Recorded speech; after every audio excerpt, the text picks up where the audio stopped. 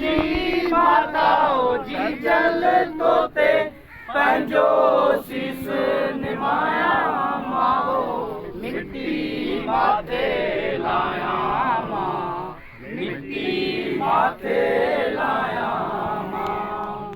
जे देर हुजे दफनाइण में त थोरो तरस जाए रोंदा खान लए अजीज भली तू न रोए जाए अची लोढ़ लट जाए पिरी पंहिंजन पेरन सां जॾहिं हिन दुनिया मां गुज़ारे वेंदासीं जॾहिं हिन दुनिया मां गुज़ारे वेंदासीं घणनि खे असां बे ओ घणनि खे असां बे रुआरे वेंदासीं जॾहिं हिन दुनिया मां गुज़ारे वेंदासीं। सिंध जे रहबर साईं जीएम सैयद जे वेझे साथी सीनियर क़ौम परस्त अॻवान एसयूपी जे मरकज़ी अॻवान मीर मौला बख्श लगारी अटकल 70 वरनि जी उमिरि में पंहिंजे ॻोठ मिठू लगारी में वफ़ात करे वियो। जीअं सिंध हलचल जो बुनियादी कारकुन हो मीर मौला बख्श लगारी मीर घराणे में अख खोली इब्तिदाई तालीम बाद भान सईदाबाद ऐं दादू मां हासिल कयई। 70 वारे ॾहाके में सिंध यूनिवर्सिटी मां डबल MM कयई ऐं संदसि लाॾाणे जो ॿुधी क़ौमी तहरीक सां सलयल कारकुन शहरियन समाजी अॻवाननि में ॾुख जी लहर छाइंजी वई।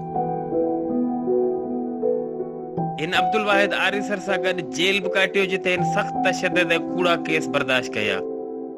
इनके जीएम सैयद का पासिरो करण लाइ असिस्टेंट कमिश्नर जी नौकरी जी पिण आछ थी जेका हिन ठुकराए छॾी।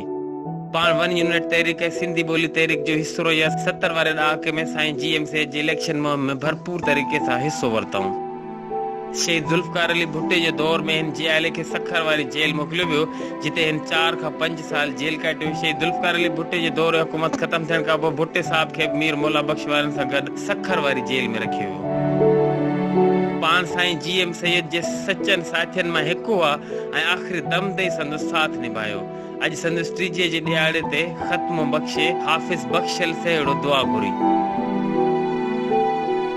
क़ौम परस्त अॻवान मीर मौला बख्श लगारी जी टीजे में साईं जीएम सैयद जो पोटो सैयद ज़ियाउद्दीन शाह एसयूपी जो मरकज़ी जनरल सेक्रेटरी रोशन अली बुरड़ो एसयूपी मरकज़ी नायब सदर पीर खलील जान सरहंदी एसयूपी मरकज़ी उहदेदार रोशन अली कलोर डिवीज़न हैदराबाद सदर खुदा बख्श थे वो सिंध जे अदीब लेखक ताज हैदर जोयो तालका सदर अली असगर सोलंकी ऐं पूरी सिंध जी कुंड कुड़छ मां कारकुननि शिरकत कई। जन सीनियर क़ौम परस्त अॻवान मीर मौला बख्श मरी खे पिण भेटा पेश कई। HRJDO न्यूज़ ते इन वक़्त ताईं बस एतिरो ई। वधीक ख़बरनि ऐं अपडेट्स लाइ ॾिसंदा रहो HRJDO न्यूज़।